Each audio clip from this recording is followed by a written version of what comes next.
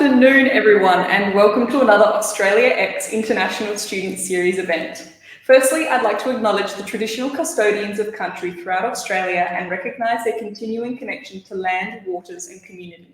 We pay our respects to them and their culture, and to elders both past and present. Let us walk together and take care of earth and water as one. Today, in the third Australia X webinar in our series, we're exploring employability in Australia for international students. We're excited to welcome an interesting and experienced panel to speak and to answer your questions live. I'd like to start with announcing our three wonderful speakers that are joining us today. So first of all, we have Helen. Helen Kronberger brings over 20 years of experience in international education across higher education, VET and government to her role as Acting Manager International Education at the Australian Trade and Investment Commission. Helen has worked in country on behalf of Australian institutions across Asia, Europe, Scandinavia and the Americas. She is passionate about the benefits of international education to domestic and international students, to campus and community life, and to global society. Thank you so much for joining us, Helen. It's wonderful to have you here. Next up, we have Gordon. Gordon launched the award-winning Study Brisbane initiative in 2009 and created his new company, Successful Graduate, in June 2016. By taking the hard work out of graduate career preparation process, Successful Graduate is one of the first companies to offer self-guided career and employability training online to students, no matter where they are located. Thank you so much for joining us, Gordon.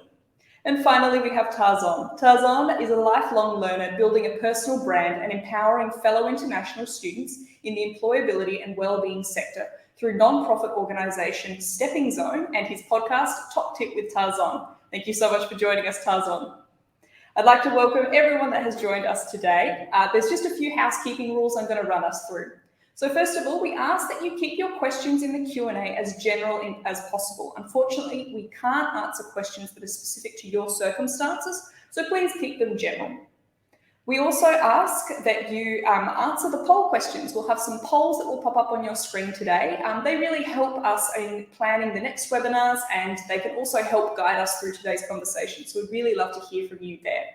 We ask that you keep the chat for general discussion about today's webinar, and we'll also be sharing some really important links and resources in that chat. Finally, today's webinar is being recorded, so if you aren't able to stay for the entire webinar or you'd like to send today's recording to a friend of yours, no worries. All of you will get a link to today's webinar afterwards. I'd like to welcome our sponsors today. This webinar is sponsored by PTE Academic, English tests for study, work and visas. You're looking for a test to prove your English language skills? PTE Academic is accepted by the Australian government as proof of ability when applying for your visa. To start today's webinar, I would like to welcome Helen back, who's going to do a brief presentation for us. Welcome, Helen, and thank you so much for joining us.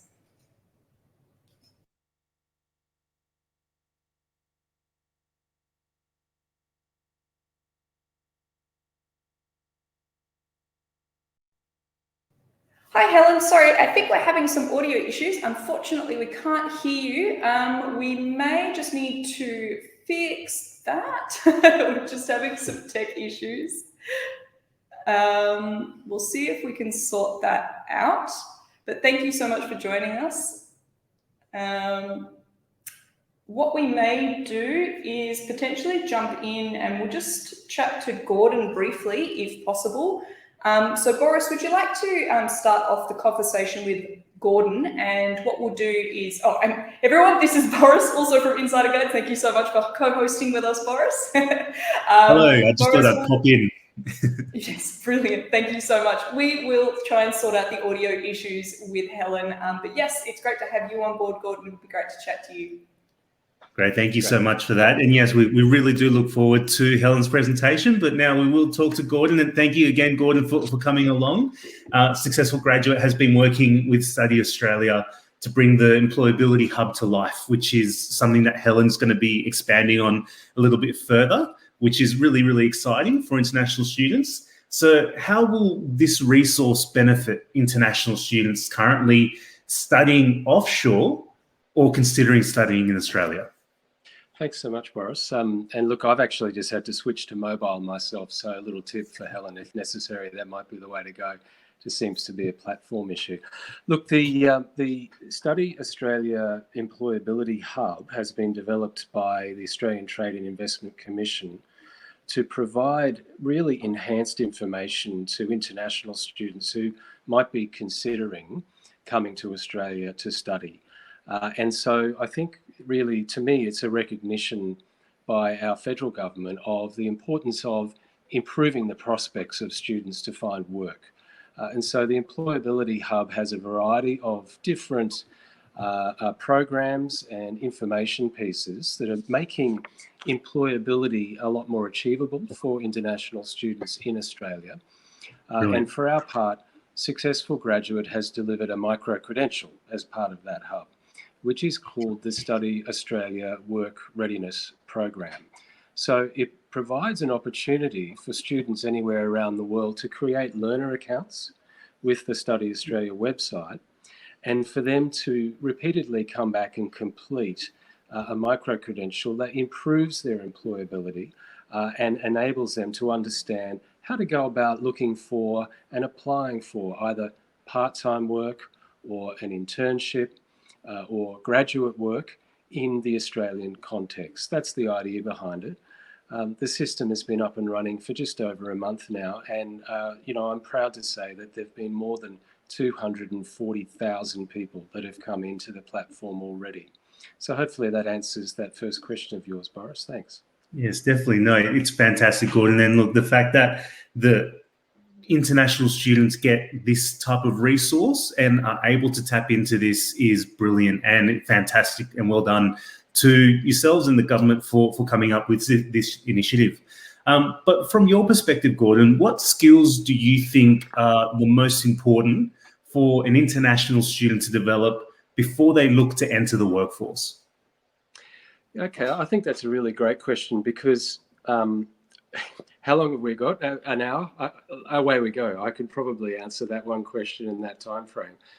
There's an awful lot that a student needs to be able to prepare as a part of their study experience in order to be able to improve their employability. There are a lot of different definitions for what is employability.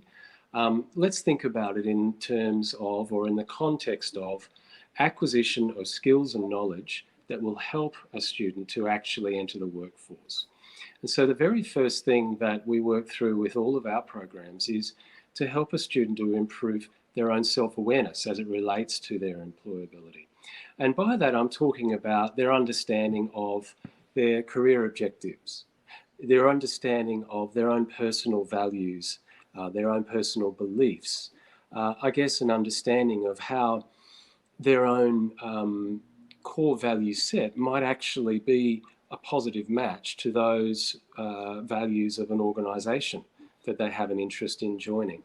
And there's actually a fair amount of work that needs to be done for a lot of people who are at that age group, let's say between roughly 18 to 25, who might be having to improve their own understanding of themselves and what they want to achieve in life.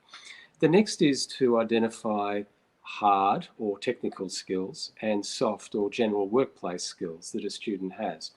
So if you think of it in terms of, let's say, an advertised position in Australia, a graduate position will have probably 2 hard skills that are listed, a degree in X or a certificate 3 or a diploma in Y.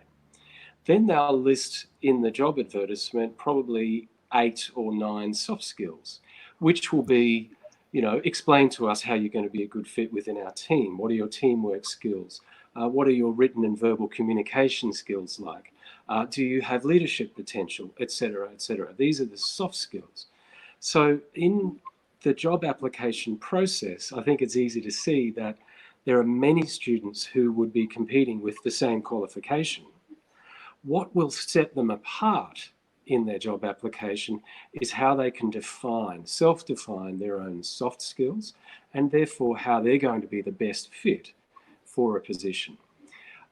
So I suppose, just to come back to the topic at hand, the Employability Hub that Austrade has launched and the work readiness program that we've developed really help a student to understand the Australian job application process, but then also understand how to unpack their own hard and soft skills, to understand what are their workforce rights and obligations in the Australian context, how to improve their written job application skills, how to develop their interview skills, and how to pursue on-the-job skills. So, look, there's a range of skills I've outlined there. I hope that answers your question.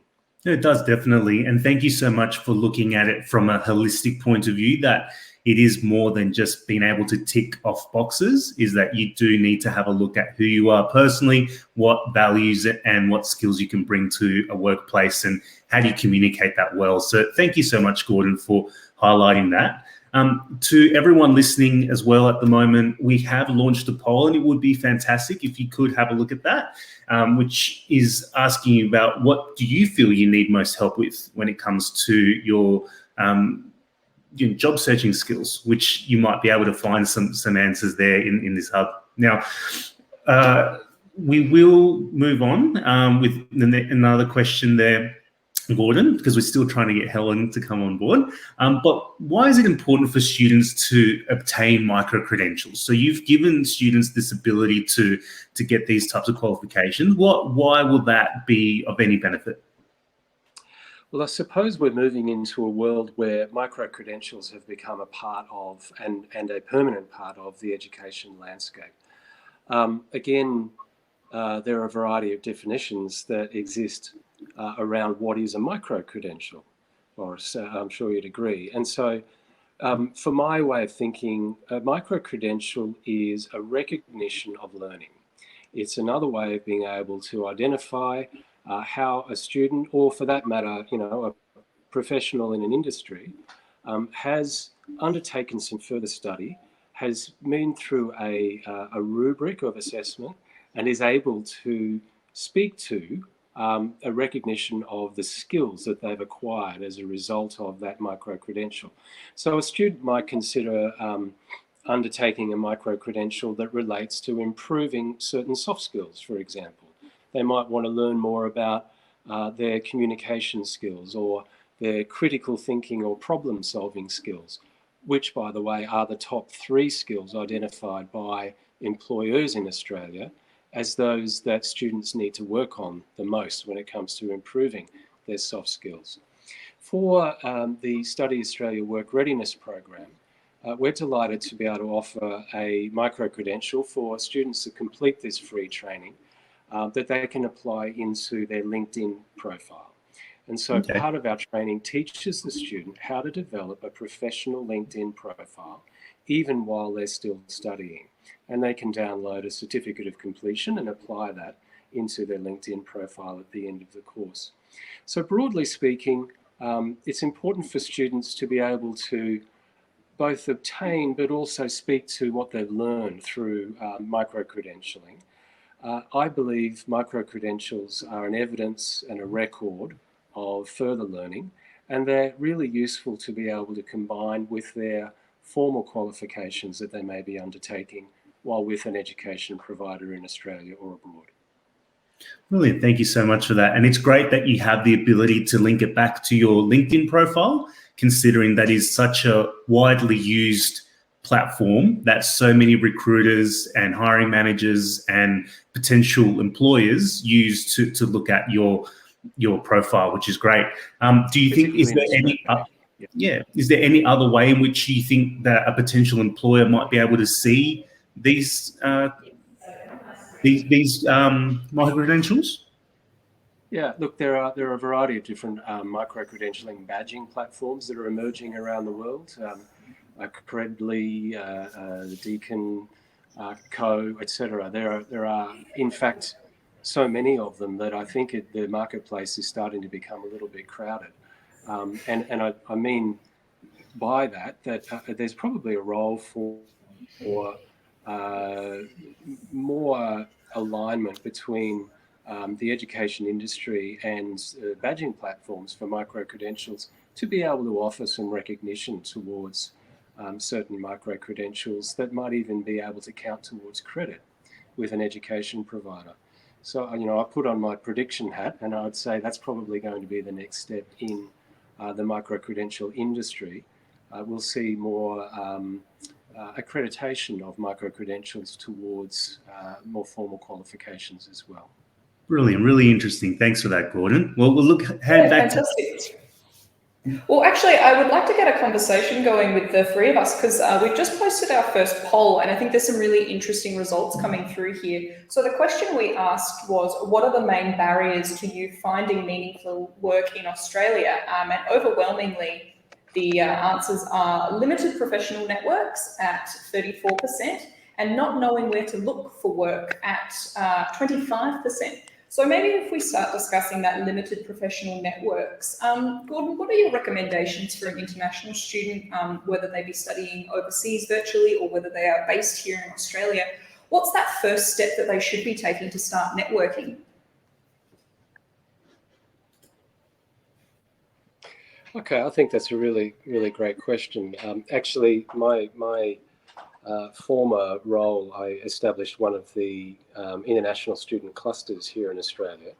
And in that role, we welcomed international students into our education providers in our city, and actually went through a really strong process of helping international students to become familiar with their environment. I think that, my reflection upon my time working with those thousands of students was that there really was a process that they had to go through to overcome elements of culture shock when they arrived in their chosen city. So I think that there's a strong need for students to become familiar with the environment before they actually start looking as a next. Of course, it's much for an international student to gain access when they don't have an existing network available to them to be able to utilise when looking for work. And so I would really encourage students to immediately take advantage of the careers services which would be available on campus with their education provider, which will begin to introduce them to some of the professional networks that exist across Australia. So a lot of these professional industry bodies, and I'll pick one at random, Engineers Australia, for example, actually has a student membership which enables students to join the professional body for free and to be able to gain access to networking events and understand the perspective of their potential employers while they're still on campus. Excellent. I think that's a really good point, Gordon, and especially that idea of going and approaching your education provider first and foremost, as they're ready to help international students out, and they have these connections to industry that are a really, really good stepping stone to starting to build that professional network. And I think it's quite intimidating thinking about building that professional network, but for a lot of people, it's as simple as, starting to build that connection on LinkedIn and, then potentially going out for a coffee with someone. It doesn't necessarily need to be, the CEO of a company isn't necessarily a professional networking tool. You can start with your peers, you can start with your, the teachers that you have at your education provider, and then your lecturers and your tutors. So yeah, I think every little bit that you can do to start networking is just a really good first step, basically. It doesn't need to be that intimidating.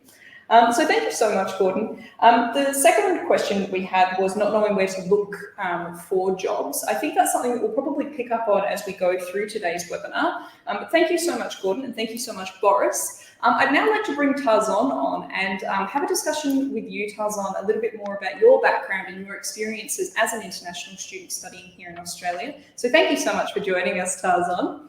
My first question here is, can you tell us a little bit more about your international student story? Yeah, thank you, Alex, for having me. And it's an absolute honor to share the platform with so many pioneers of employability sector as well. Helen, Gordon, yeah, it's an absolute honor to be with them. And thank you, Insider Guide, for having me. My story is also similar to every international student. I came along in Australia in 2018, and I've been studying telecom engineering since then. But I think every international student had a different sort of difficulties when it came to COVID. So like every international student, I had some ups and downs during COVID. But during that time, I found out that, being an international student, we have to, start building our own brand and network as well. So yeah, until today, I have an ups and down as well. But today, like I have been able to establish a non-profit organization and also a podcast to support fellow international students. So yeah, it has been filled up with ups and downs, but yeah, so far it has been good, I would say. Excellent, that's great to hear. Thank you so much, Tazon. So my next question for you is, what resources did you access to help build the skills necessary to work in Australia and then to start your own business? Mhm. Yeah, so particularly I'm located in Melbourne. So I started this whole process of personal branding through Study Melbourne. Like every state have their own study thing, like Study Adelaide and stuff. So I started to know about this sort of thing because every study, Melbourne or Darwin does, this sort of thing for entrepreneurship and for building brand. So one of the resources that I utilized was this sort of free events, as Gordon mentioned previously as well. Like if you even if you go to Engineers Australia, you could join on the network session. So one of the beautiful things that I did in Melbourne was that I joined Leadership Lab that has been launched by Study Melbourne during 2020. So I joined that, and in context of even for the business as well, this sort of networking meetups and this sort of events that these organizations that has been run by government, they help you to get in touch with people. So the resources would basically the government resources, and Victoria has been a startup hub. So I think the Launch Victoria is also one of the resources that I have been learning through, and Startup Victoria is the other one. Excellent. And I think that's a really good point again, Tarzan, about those study bodies. And, you said that Study Melbourne was a really useful tool for you as a student in Melbourne. For anyone in our audience that isn't aware, each state and territory in Australia has its own dedicated study body. And so it's really easy if you just Google Study Adelaide, Study Melbourne, Study Queensland. These places will have resources dedicated to international students. And as Tarzan said, there can be really, really useful employability services in there, whether that be free resume checks, often there's workshops, a whole bunch of different stuff that you can explore. And a lot of them are virtual as well. So if you are studying overseas, don't think that that's a barrier to you starting to build up your workplace skills, despite not being in Australia physically. So another question, Tarzan, is could you tell us more about Stepping Zone and what you want to achieve with this business that you've started with 5 other international students? Yep. It's a non-profit organization that me with 5 other international students, we built during that leadership lab that we did with Study Melbourne as well. So one of the things that we really want to achieve through Stepping Zone is that we really want to support the employability and well-being sector of international students, because I see Helen and Gordon as well. They have been working so much, into the sector of international student employability sector, but we still see that a lot of international students haven't been able to get a job, or they're struggling to get their foot into professional role. So we believe that even though every state have their support for international students, like they might have some employability support or networking events, but there are a group of international students who are missing out with all of these resources. So what we really want to achieve is we want to come up with a different creative strategy to support that pool of international students who really need that support as well, because I believe that more than 80 to 90% of international students, they struggle when it comes to getting a job after graduation. So what we really want to do is we want to support international student from the ground level, rather than just organizing some resume session. We want to support to the pain point of what they're trying to filling at the moment as well. And for that, we did some of the personal branding, and we even did some of the thing regarding PR session as well, with some of the organizations. So we believe that the first thing that we want to achieve is help international students build their own brand as well, and let them know that employability sector is not on one space. Like for example, if you try to build your brand, you might get burnt out as well. So we want to make international students aware about when you try to build your career, you might get burnt out as well. So in the meantime, when you say you want to build a career, you need to focus on well-being sector as well. So we want to take the both getting a job side and also getting fit on the same time. That's what we want to achieve from Stepping Zone. Brilliant. Thank you so much, Tazon. That sounds like it's such an excellent business that you've created, and you're definitely fulfilling something that's so needed nowadays. So thank you so much for sharing that with us. If we have a link to our stepping zone, we'll definitely pop that in the chat for anyone in our audience that is interested in that. We'll also put a link to your podcast because I think that's very exciting as well. To anyone in our audience, if you have questions for Tarzan, please make sure that you're popping those in the Q&A, and we will get to as many of those as possible at the end of today's session. I'd now like to bring Helen on. I think we've sorted out all the tech issues, so fingers crossed, everybody. We'd like to bring back Helen from Austrade, who'll be taking us through a brief presentation. Let's see how we go. Helen, are you able to join me? Hi, I'm hoping you can hear me now. Absolutely, we can hear you loud and clear. Fantastic. It always feels like a major achievement when we overcome a technological problem, especially for me at my age. So thank you very much for your patience and grace in waiting for that issue to be sorted. Hi, everybody. What I was trying to say earlier was I was so excited to see the names coming through and your locations. I feel really honoured to be with you today and talking with you. I love connecting, especially across physical boundaries and distances, and really excited to be talking with you. So thank you for having me. I did want to thank Alex and Boris and Insider Guides for having me along. And I would also like to begin my short presentation by acknowledging the traditional owners of the many and diverse lands on which we are all meeting virtually today. Where I am, these are the Wurundjeri people of the Kulin Nations, and I pay my respects to their elders past and present. And I'd also like to acknowledge that for so many students and alumni and education partners and families around the world, it's still a really challenging time, and especially due to COVID-19 and all of the associated challenges. International students and alumni are an integral part of our community. So that's here and at home, on campus, in our cities and towns, and as valued members of our global Study Australia community. And with the emergence of COVID-19 early last year, some of our students were recalled home by their parents or financial sponsors or their government, and others couldn't come to Australia because of travel restrictions. And lots of our students were abroad in other countries undertaking placements and internships. So the very first thing we needed to do as an immediate priority was to support all of our students, and we consider our domestic and international students our students.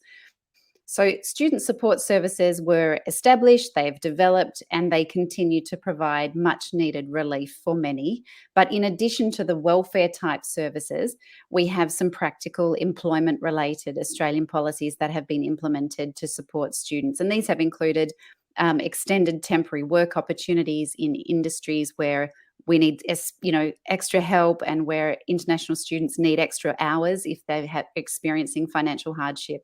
And they started out to be the retail sector and the health sector and agricultural sector. We've also given students access to their superannuation savings if they've accrued during their studies, if they've been working in Australia alongside their studies. And hopefully you all know students can work up to 40 hours per fortnight during the study term and unlimited hours during study breaks while in Australia, and that international students are protected by exactly the same employment laws as Australian citizens. And as of this month, the Australian government is now allowing student visa holders to work beyond their usual work limits if they're employed again in key sectors, so aged care, disability services, agriculture, tourism, or hospitality. And special allowances have been made for any students who are working in a supermarket or a distribution facility for food if they're located in an area that's impacted by a COVID-19 lockdown. As well as that, students enrolled in a healthcare related course who are supporting the health effort against COVID-19 are now able to work beyond the 40 hours per fortnight limit. We also made some changes to visas, and that included allowing time spent by student visa holders studying outside of Australia online to count towards qualifying for a post-study work visa in Australia. And despite current travel restrictions, we still have almost 500,000 international students undertaking an Australian qualification, and around 1/3 of these students is studying online from their home country or a nearby location. So given these changes, our education and training providers had to very quickly embrace online delivery and continue to improve that experience. So now there's a range of new learning experiences and opportunities that give you immediate access wherever you are. And we can tailor those experiences. You might want to start with a short course. There's taste test courses on futurelearn.com. There's stackable qualifications, and there's online start options. But I would encourage you to visit the Study Australia website, because this is really our kind of one-stop shop for students, and that's students who are abroad, our students, that's international students considering studying with Australia. It's students who are currently studying, and our alumni, parents, anybody in our education community. When you visit the homepage, you might see some changes if you haven't been there for a while. We now have a course search tool there that enables you to search every available course. So that includes wholly online courses, courses where you can start online but transfer to on-campus studies later. It includes 12,000 transnational courses that are Australian courses but delivered in another location. And the full range of options are there. You can select all of your categories and requirements and where you are and see what's nearby for you. You can also see there that there are links to the Employability Hub that Gordon has so brilliantly introduced. There's a masterclass library, and there's a visas, travel and COVID-19 section there. And these are all new sections. You can also take a little tour through that student and alumni stories section you can see on the screen there, where you can hear directly from current and former students about their experience studying with Australia and working in Australia. We have work sections there, and you can choose different kinds of experiences to filter those stories to find the ones you really want to hear. There's also a large amount of information on different destinations and to each state and territory's employment-related programs. And I fully acknowledge what Tazon has said about how hard this process can be. I think for anybody who's ever been abroad, arriving somewhere with no professional or personal networks when you first arrive is incredibly challenging, and I encourage you to make the most of any services available to you. Obviously, there's great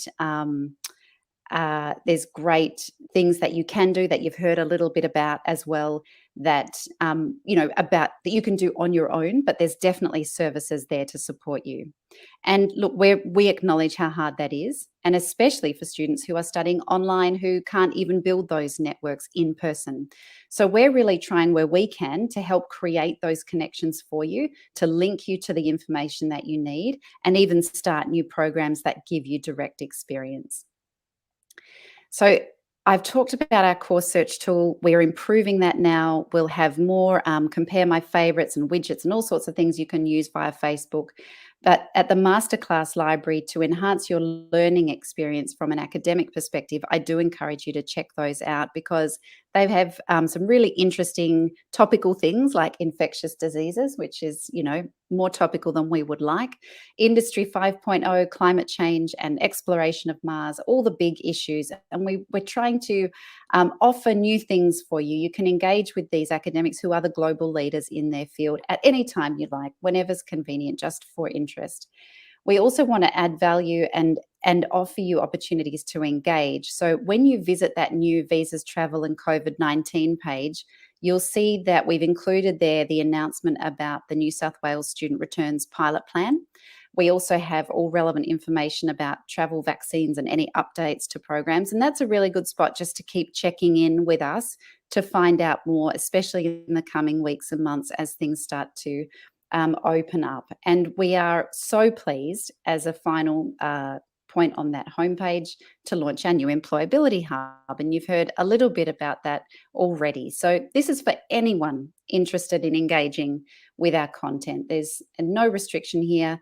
We've got up-to-date information about working while you study, working after graduation, about seeking employment in your home country or indeed a third country, because Australian qualifications are portable, of course. And this hub has some interesting new content on managing networking from home, online, volunteering from home, improving your LinkedIn presence and your profile, accessing virtual internships, and even a list of the best jobs boards to bookmark and check regularly.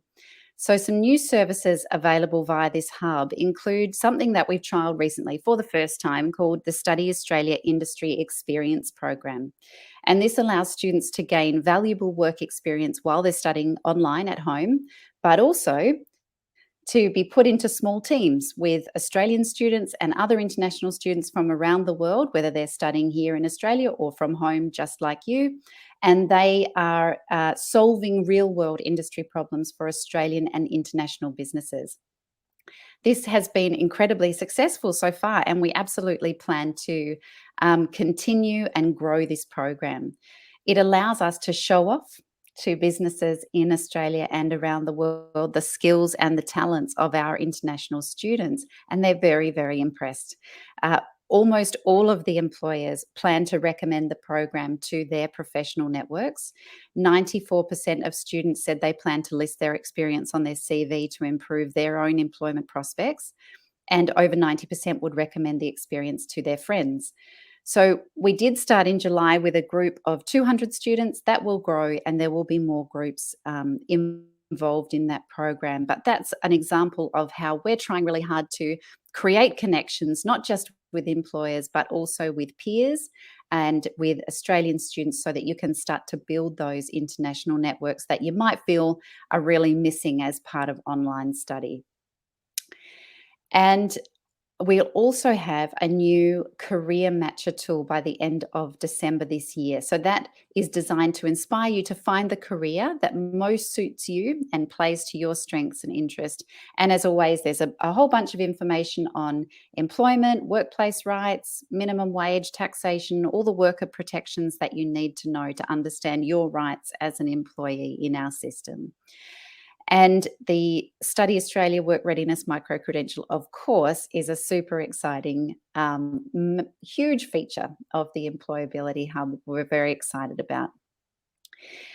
I hope that you will also know that Australia has a lot of partnerships internationally and more than 9,000 agreements and partnerships with universities globally, and that the Australian government funds targeted programs to support the connections. Especially, we're very focused on supporting connections between the academic world and industry. Lots of our programs are designed by industry for industry. We know that in the past, sometimes it's been challenging to get the research part of our ecosystem into the commercial world. Those connections are stronger than ever before, and we're working very hard on that. And on the Employability Hub, I would point out that we do list jobs boards there that you can click through to. And I did want to share, just as a final note, that there is a new workforce dashboard that has been released by the National Skills Commission. I think it's a little bit experimental. It's quite new. But I know that questions around employability are often around future industries and demand for particular skills. And I think you might really enjoy this. I'll share this with the Insider Guides crew to on-share with you. It's called the Nowcast of Employment by Region and Occupation. It's a dashboard, and you can search by location. It has monthly updates on 355 occupations across 88 regions in Australia. And prior to now, this information was only available every 5 years, but now it will be available monthly, and you can download reports. There's also a particular one I think you might be interested in, which is the National Skills Commission Internet Vacancy Index. And this pulls together all of the publicly available sources of detailed data on online job ads. So because it's only online, obviously it doesn't cover everything. It does only cover the newly lodged job ads on Seek, Career One and Australian Job Search during each month. But I think that that might answer a lot of questions about where the demand is, what the skills are that employers are looking for, and the different parts of Australia where that demand exists. So I hope that's a useful one. We're looking at ways now to embed that information in the Employability Hub, very fresh as of yesterday. So I do encourage you to stay in contact with us via the Employability Hub to check for links to that information and updates there. And I'll finish there. Thank you so much, Helen. That was really, really wonderful, and we are so excited to see the Employability Hub come to life. It's been really, really wonderful. I had an opportunity to see it and play around with it quite early on, and yeah, it's been really, really great. So I hope to everyone in our audience, you get some use out of it. I think there's something for everyone on the Employability Hub, which is fantastic. We actually had a question come through while you were presenting, Helen. One of our audience members has asked, where they can find all of the useful resources that we are sharing today. So make sure that you click through to the chat. That's where we're sharing all the links to the Employability Hub and everything else that we're mentioning today. So you just have to scroll through there, and we'll also make sure that they are all posted when we put the recording of today's webinar up. You'll find all the links there as well. So a question for you, Helen. We had a few questions actually come through during registration all along the same lines, but I think Mohammed summarised it quite well. What is the best place to find a full-time job as an international student just after you were to graduate? You answered it a little bit just then, and you were talking about, Seek and Career One. But are there any other recommendations that you have for students in a similar position? They're just about to graduate and they're not quite sure where to go next. I'm hoping that you can. I'm hoping you can hear me. Absolutely. Yes. I think it's the biggest thing here is the just after you graduate, because I think that sometimes students, for the very best reasons, are so focused on their studies that they don't start looking for that job until they've finished and or graduated. I think it's really important. My best piece of advice would be to start looking well in advance of finishing your studies, even if you don't want the job then necessarily. If your parents or you or whoever is supporting you wants you to be very focused on studies only, I understand that.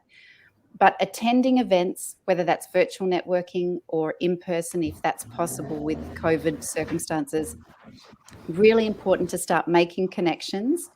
Get involved in any project opportunities, any of that kind of virtual internship space. Find out through your provider, your education provider, and your careers service, because many providers have a careers service, the kinds of opportunities that exist. Sometimes it might be a jobs fair, they're called, where you can go and it might be a virtual booth or a physical booth. You can go and talk to employers and maybe ask questions, find out if that's the kind of work you're really seeking, and get some advice on what you might even want to study as final units in your degree or qualification in preparation for that career. But it really has to start early. Do the projects that get you exposed to industry, attend the events that might enable you to get a business card or swap one, or just meet someone who you might be able to connect with via LinkedIn later with their permission. I think it's really important to start sooner than when you've just finished. If you have just finished and you're feeling a bit desperate, I think those online jobs boards are really the best place to check. They're updated all the time. They have the latest information. By all means, use the Employability Hub however you can to get the information that you need or the advice that you need to improve your LinkedIn presence and your connections and how to reach out to people online. But my biggest piece of advice would be to start sooner than that. Excellent. Thank you so much, Helen. I think that's so important. And it's also kind of, logistically, if you're graduating at the same time as a huge group of your peers, there's going to be a lot of competition for jobs. So as you mentioned, everything that you can do to kind of prepare yourself earlier is of a benefit. And, as we've said, the Employability Hub micro-credentials, we've popped a link to that in the chat as well. These are great ways for you to start to build your workplace skills and prepare yourself for the workplace before you graduate. Gordon, is there anything you wanted to add to that? Well, I guess you saw me nodding profusely while Helen was talking. I certainly absolutely agree. The earlier, the better. Another early intervention or early skills acquisition process that gets something onto the resume for students to consider is either to find part-time work while they're studying, provided under the rules of their student visa, they have access to part-time work. Most students do. That enables you to do a variety of things. It enables you, first of all, to put an experience on your resume, which proves to a future employer that you have been found to be employable by somebody else. It also enables you to start to develop those soft skills that we were talking about earlier, and actually to be able to demonstrate how you've utilized those soft skills while working in a part-time position. So just don't underestimate the real power and value in starting through part-time or a casual position. Even there are some students who prefer to start their own businesses. and to be involved in the, the gig economy while they're studying. And there are others, again, that would undertake an internship or even volunteer just to be able to start to fill out their soft and hard skill acquisition and their demonstration of those on a resume and in a future job application. Excellent. Thank you so much, Gordon. And that very nicely brings me on to my next question, which is for you, Tarzan. I just wanted to ask, did you volunteer, as an international student in Australia, did you have opportunities to volunteer, and have these opportunities helped you connect with local communities and professional networks? Yeah, I have volunteered in quite a few non-profit organizations, but briefly around the same employability sector as well. And I think volunteering definitely has helped me in a way to build local connection as well. Not just local connection with people who are actually, really active in the international student space. Volunteering in these organizations has helped me to understand what exactly the market is. Because as Helen mentioned previously as well, we could start earlier as well. But having said that, whenever you are in a university, you are limited to those clubs and those stuff within just university. But when you try and get in touch with these organizations who are a part of your university and they are working for community, you get to understand what is happening in exact the market as well. And I think volunteering in these organizations help you understand that, beside academics as well, there are some other things that you need to consider to get employed as well. For example, building your personal brand in today's 2021 is really important rather than having a CV. Like Gordon mentioned previously as well, you need to have a better LinkedIn profile and optimize as well. So yeah, these sort of non-profit organizations help you not just to make a local friends or get in touch with local people, but help you in a lot of aspects you even can't even imagine.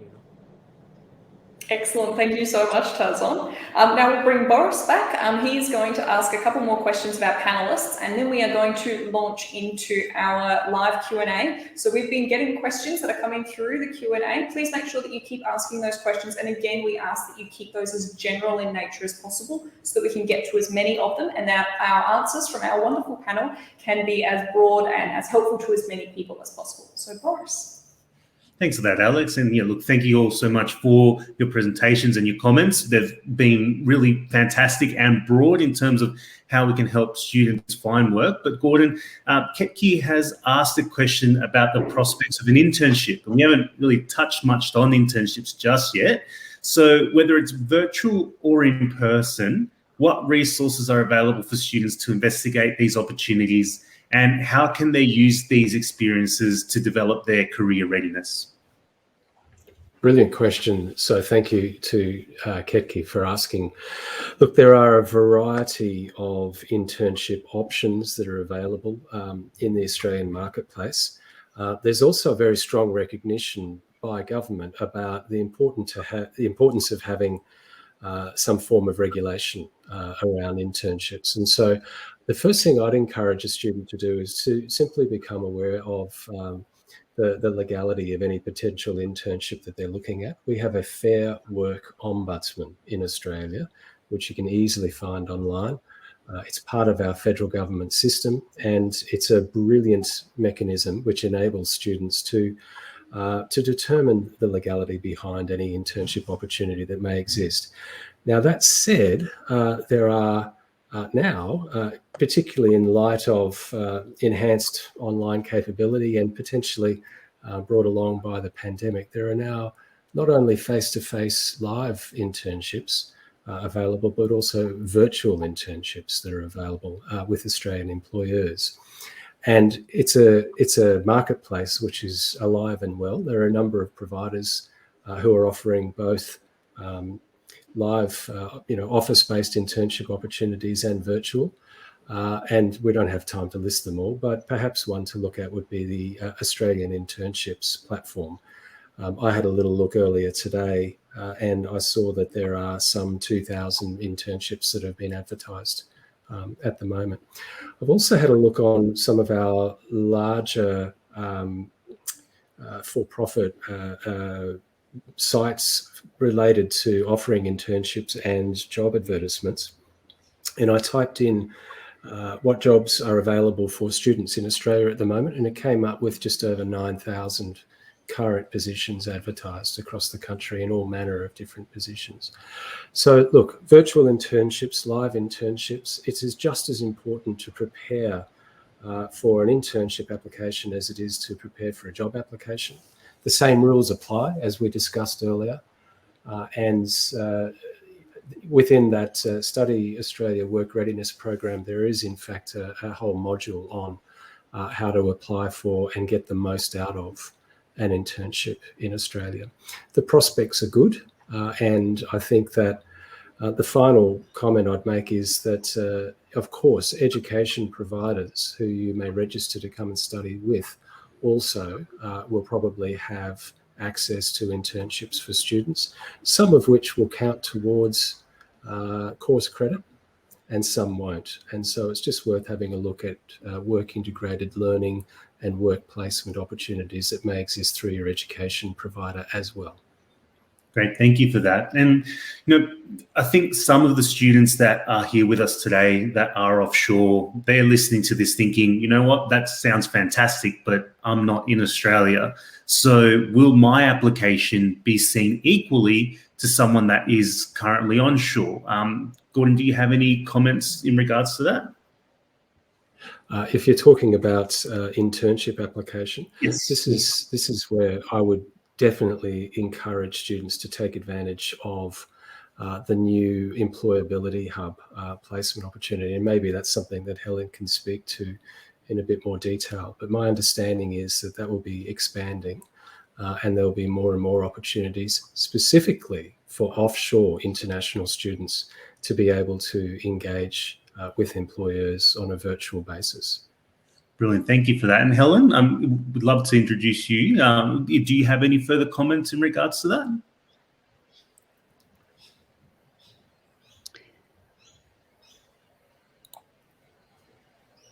Just thank you. Nope, you were there and you've muted yourself again. Oh, I think you're there.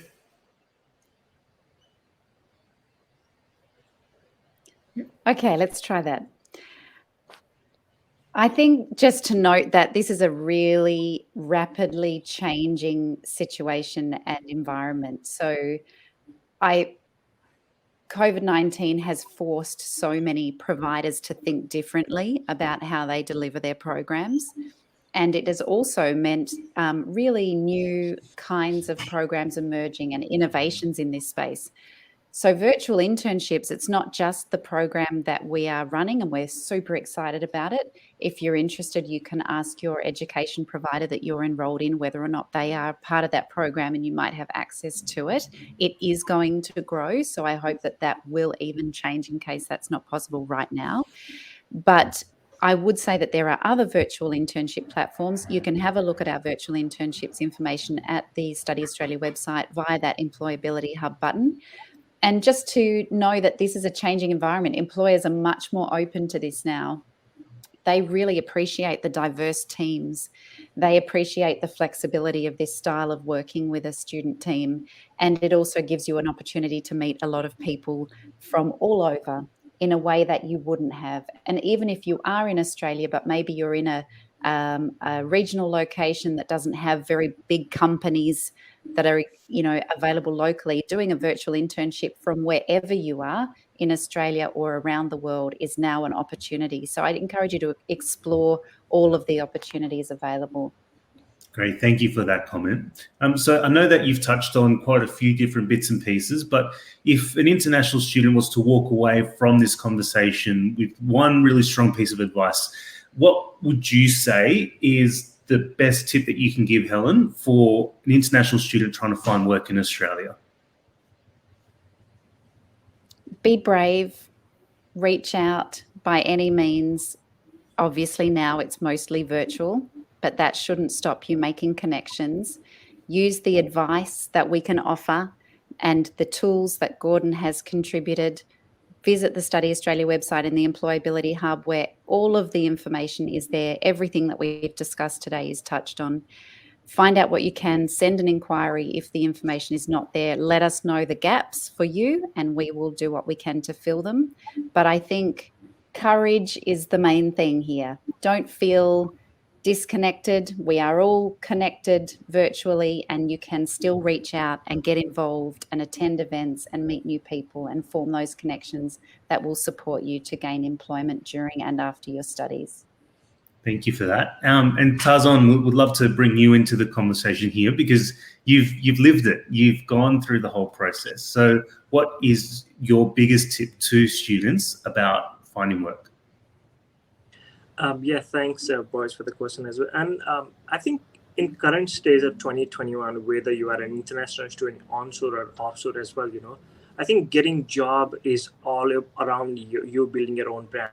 Whether you are doing internship or whether you are getting any certification, all you are trying to do is you're trying to sell yourself. So the question you gotta ask yourself is what industry you want to get into, and after that you have to figure out your the plus point you have as an what are your expertise, and build up your own portfolio. And I think in today's world, having a personal brand is one of the best way to get employable. Like I have been advocating about this since more than 300 days in LinkedIn. I post every day in LinkedIn about how to get a job or how to build a brand. So I believe that even though we have all of these resources won't really work until and unless you actually utilize it. Like anybody who is listening to our conversation today, whether you are in India, Nepal, Pakistan, or anywhere, like this won't really work if you don't really implement it. So I think in today's world, the biggest skill you gotta learn is build your own personal brand around you, your expertise. If you're an engineer, you gotta understand that you need to build your brand about your engineering stuff. You can't go and market yourself as a designer. So the best tip I would say is build your brand, try to learn about the selling skill, and the learning that you learn, try to implement it. Thank you, Boris. Yeah, brilliant. Thank you so much for that. And we do have quite a lot of live Q&A questions that have come through, and we do really genuinely appreciate that. So we'd love to start with Gordon. Maybe you can answer the first Q&A that we've received that we'd like to discuss. You've touched on it already briefly, but maybe you can just expand on it so that it's clear. Does volunteering count towards the 40 hours per fortnight limit for working as an international student? Yes. Yes, it does. And for students who really want to understand some of the intricacies around the number of hours that they'd be permitted to work or volunteer while in Australia, the Department of Home Affairs website, another federal government website, carries detailed information which can answer that question, particularly based upon the personal circumstances of each student. So my answer is broadly yes, but it depends upon which particular visa type you're here studying under. Great, thank you for that, Gordon. And Helen, maybe we can ask you this next question that comes from Sanjay. Like you said, things are changing quite considerably. So is the post-COVID lockdown going to affect the companies in Australia and the lack of jobs in the future? Is that a concern? Oh, that's a big question. And I'm not an economist, but and I don't speak for the economists in our fine country. But I so far, we've seen so many businesses pivot, as we say. It's a bit of an overused term, but been able to adjust their ways of working to a virtual environment out of necessity. And this has created new kinds of positions. So it's really a changing workforce. It's also a hybrid workforce now. There's a lot more flexibility about working from home. It's been proven to large companies and to governments that people can work productively from home and maybe only periodically engage in the office in person. But it's also brought rise to a range of new jobs that are available 100% remotely. And that just wasn't something that we saw before COVID. We now see jobs advertised. I see them advertised in government, which are entirely remote. There's no need to be in or near an office as long as you have good Wi-Fi. So I think it's less about a loss of jobs and more about a changing workforce and new types of jobs emerging and new modes of working emerging. Fantastic. Thank you so much for that. So look, we have all the resources available online. We have put them through on the chat. So anything that you probably need to have a bit more of a refresher, please look through on those links. But also this session is being recorded. So feel free to look back, take notes. I know that me personally, I've taken a lot out of this. So I really thank you, Helen, Gordon, and Tarzan for your comments there. And I'll just put it back to Alex. Thanks, Boris. Hello, thank you everyone, and thank you to everyone that sent through some Q&A questions. They've definitely helped us. We can make sure that we do webinars that are about the topics that you're asking us about in the Q&A. If we haven't been able to tackle your question in today's webinar, there will definitely be an opportunity for us to do that in the future. So thank you so much to everyone that's taken the time to ask these questions. And that brings us to the end of today's Australia X International Student Series session. I would like to start off by thanking all of our wonderful speakers, Helen, Gordon, and Tarzan, and my wonderful co-host, Boris. Thank you so much to all of you for bringing your expertise and your experience and your advice to today's session. Again, as Boris just mentioned, all of the resources have been shared, but we'll make sure that we'll put all of those in the description box when we put the recording of today's webinar up. So you can watch what's happening. So, you know, when Gordon is discussing things and when Helen is discussing the Employability Hub, just jump down into the description box and we'll make sure that we have all the links there handy so that you can go and visit those websites right away. I'd like to extend another enormous thank you to you, our audience, for joining us this afternoon and taking some time out of your Thursday. We would love to see you at the next Australia X webinar. You will find the links and all the details to that if you head to the Australia X website. We will pop a link to that in the chat now. And finally, I'd like to thank our sponsors, PTE Academic. So thank you everyone for joining us today. It's been wonderful to have you, and we will see you all at the next Australia X International Students session. Bye, everyone. Yeah, thank you. Bye-bye, everybody. Bye.